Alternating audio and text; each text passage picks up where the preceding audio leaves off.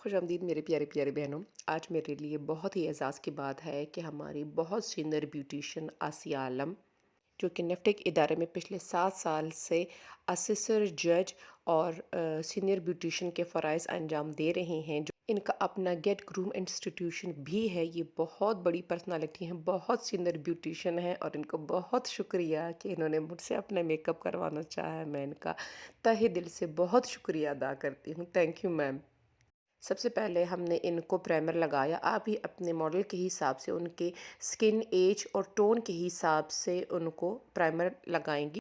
मैं सोच रही हूँ कि अगली जो वीडियोस होंगी वो मैं अलग अलग आपके लिए शूट करूँ और अलग अलग अपलोड करूँ, जैसे कि आई मेकअप या कंटोरिंग और लिप्स वगैरह। अगर आप भी इससे मुतफिक हैं तो कमेंट सेक्शन में ज़रूर कहिएगा कि हाँ, हमें इसी तरह अलग अलग वीडियोस चाहिए, ताकि उसमें भी काफ़ी डिटेल से आई मेकअप कंटोरिंग वगैरह पे मैं वीडियोस बना सकूं।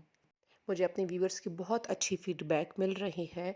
वो चैनल को सब्सक्राइब भी कर रहे हैं और अपने कमेंट सेक्शन में अपने ख़ालात का इजहार कर रहे हैं, जो मेरे लिए बहुत ज़रूरी है, क्योंकि मैं यही देखना चाहती हूँ कि मेरे व्यूअर्स क्या क्या पसंद कर रहे हैं और क्या क्या क्या मज़ीद देखना चाहते हैं इस चैनल पे। इंशाल्लाह मेरी पूरी कोशिश होगी जो अगली जो वीडियोस होंगी वो मैं आपको लिक्विड बेसिस के साथ काम करना बताऊंगी, क्योंकि मैंने केक लाइनर पे काफ़ी सारी वीडियोस डाल दी हैं। अब मैं चाहती हूँ कि आपको मैं मुख्तलिफ बेसिस के साथ काम करना सिखाऊं। तो इंशाल्लाह ज़िंदगी रही तो मैं अपनी भरपूर कोशिश करूँगी कि चाहे वो मेकअप हो, चाहे वो बेसिस हो, कुछ भी हो, मैं आपको मुख्तलिफ स्टाइल्स और मुख्तलिफ चीज़ें सिखाऊं। फिर आप अपनी सहूलत के मुताबिक उसमें से चीज़ें चूज़ करें और अपने सैलून, अपने एरिया और अपने हाथ के मुताबिक, जो आपका हाथ जिस काम, जिस मेथड, जिस बेस पर बैठ जाए, उसी पे आप काम शुरू करें। तो देखते रहिएगा और पसंद करते रहिएगा। अब मैं यहाँ पे स्वीट टच का सेटिंग पाउडर ले रही हूँ। आप किसी भी ब्रांड का सेटिंग पाउडर ले के पाउडर ब्रश की मदद से, यहाँ पे मैं एमजी मिराकी का ब्रश ले के इनके चेहरे पे सेटिंग पाउडर अच्छी तरह से लगा के इसको सेट करूँगी। मेरे चैनल का मेन मकसद है कि मैं आपको कोई एक मेथड, कोई एक बेस, कोई एक आई मेकअप ना सिखाऊं, बल्कि मुख्तलिफ आइडियाज़ आपको दूं, मुख्तलिफ मेकअप करके दिखाऊं और आप फिर अपने क्लाइंट और मॉडल के हिसाब से चूज़ करके एक अच्छा सा मेथड उसमें से पिक करें और वो अप्लाई करके बहुत बहुत दाद बटोरें। पाउडर ब्रश की मदद से मैंने सेटिंग पाउडर इनके चेहरे पे अच्छी तरीके से लगा लिया और उसकी फिनिशिंग भी मैं कर रही हूँ और साथ साथ में उसको डस्ट ऑफ भी कर रही हूँ।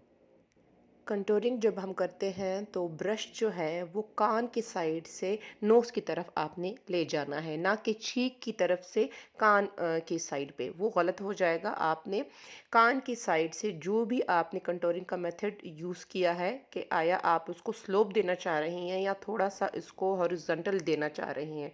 और साथ ही में आप जब नेक की कंटूरिंग करेंगे तो आपके कान के पीछे का हिस्सा भी, अगर आपका की डबल चिन है और वहाँ पे आपको लग रहा है कि इसकी कंटूरिंग की जाए, तो कान के पीछे भी आपने कंटूरिंग करनी है। कंटूरिंग और ब्लश ऑन करते वक्त ये बात याद रखिएगा कि आपने जो भी अप्लाई किया है थोड़ी देर के बाद वो ज़रूर मध्यम होता है, लाइट होता है, क्योंकि जो बेस होती है वो अपने अंदर उस प्रोडक्ट को कुछ न कुछ, बल्कि ज़्यादातर एब्जॉर्ब कर लेती है। तो आपको जब मेकअप ख़त्म करने के बाद एक बार लास्ट फिनिश में भी इसको टचअप करना ज़रूरी होता है। उसकी यही वजह होती है, क्योंकि बेस अपने अंदर वो एब्जॉर्ब कर लेती है। तो अगर आपको स्टार्ट में वो थोड़ी सी हार्श लगे कंटूरिंग या ब्लश हो, तो उससे घबराइएगा नहीं। आप कोई भी कॉम्पैक्ट पाउडर उस पर अप्लाई कर दीजिएगा तो उसकी जो इंटेंसिटी है वो काफ़ी कम हो जाएगी। और आपने फोरहेड को कभी भी नहीं भूलना। आपने फोरहेड, अगर आपका फोरहेड छोटा भी है तो भी आपने अपने ब्रश बिल्कुल हेयर लाइन पे थोड़ा सा ज़रूर अप्लाई करना है, ताकि वो हार्श जो लाइंस होती हैं फाउंडेशन की वो ख़त्म हो जाए।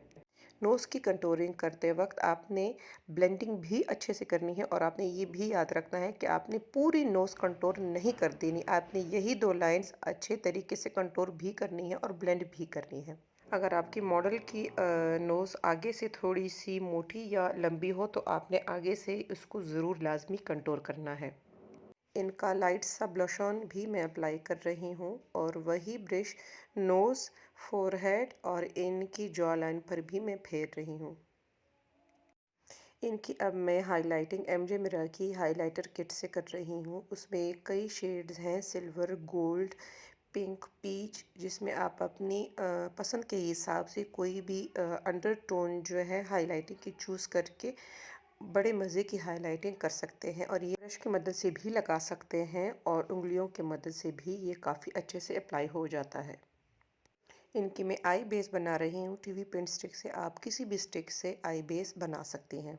इस वीडियो में मैं बहुत ही एक सस्ती आईब्रो पेंसिल की मदद से इनकी आईब्रोज बनाने जा रही हूँ। इसके लिए आप पहले आउटलाइन बनाएंगे, नीचे और ऊपर की 2 लाइंस बना के बीच में किसी भी ब्रश की मदद से इसको फिल करेंगे। और वो फिलिंग जो है आप क्रिस्टीन के ब्राउन कलर से कर सकते हैं। ये भी देखना है कि आपके क्लाइंट या मॉडल के हेयर लेवल क्या है। अगर उन्होंने बहुत ज़्यादा हल्का ब्राउन डाई किया है, फिर आपने आईब्रोज़ को हल्का ब्राउन ही रखना है।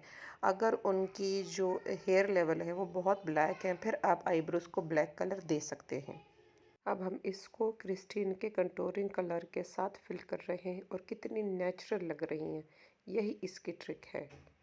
इनको एक नेचुरल लुक चाहिए थी, इसलिए हम आँख पे बहुत ज़्यादा मेकअप अप्लाई नहीं करेंगे। अब कोई भी लाइटर मेटालिक शेड आँख पर लगा लेंगे। अब आँख के आउटर कॉर्नर पे यूँ हम एक वी बनाएंगे और इसको बाहर की तरफ ब्लेंड करते हुए एक अच्छी सी ब्लेंडिंग देंगे, जिससे आँख बहुत खुली हुई, बहुत ब्रॉड और नेचुरल भी लगेगी, क्योंकि इनको हैवी लुक नहीं चाहिए।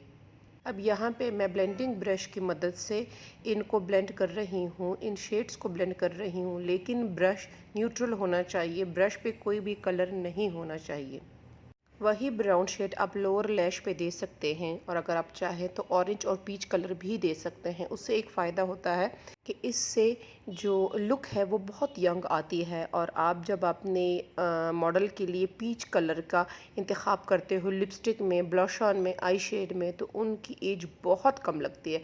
और अब मैं यहाँ पे एमजे मिराकी का काजल पेंसिल इनकी वाटर लाइन पे यूज़ कर रही हूँ, क्योंकि इनके जो लेंसेज थे वो काफ़ी लाइट कलर के थे। और लाइट कलर में जब आप इतना लाइट मेकअप करते हो तो आँख में थोड़ा सा काजल, थोड़ा लोअर लैश पे थोड़ा सा ब्राउन या ब्लैक ज़रूर देना चाहिए। यहाँ पे एक ग्रीन पेंसिल इनके लोअर लैश पे थोड़ा सा अप्लाई करूँगी।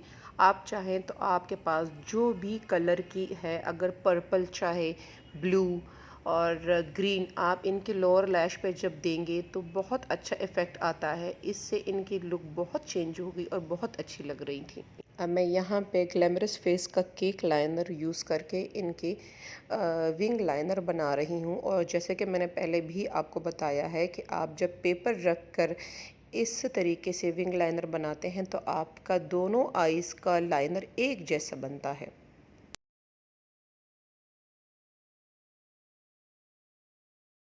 कैलाज़ोना की लिक्विड लिपस्टिक मैं इन पे यूज़ कर रही हूँ। आप चाहें तो इनके 2-3 शेड ज़रूर अपने पास रख लें, ये बहुत अच्छी लिपस्टिक्स हैं। और इसको लगा के फिर आप बीच में कोई और शेड की लिपस्टिक भी दे सकते हैं, लेकिन इससे जो इफ़ेक्ट आएगा वो आपको किसी दूसरी लिपस्टिक से नहीं मिलेगा। आप बेशक इसमें एक रेड, पिंक और एक लाइट कलर अपने पास ज़रूर रखिएगा। और इसी के साथ मैं ये बताती चल रही हूँ कि अगर वीडियो अच्छी लगी हो तो लाइक कर दीजिएगा। कमेंट सेक्शन में अपनी कोई भी वीडियो अगर अच्छी लगी हो तो लाइक ज़रूर कर दीजिएगा और सब्सक्राइब ज़रूर कर दीजिएगा। आगे भी मज़ीद बहुत अच्छी वीडियोस आएंगी। मेरी पिछली वीडियोस को भी टाइम निकाल कर ज़रूर देखिएगा। बहुत शुक्रिया। अल्लाह हाफ़िज़।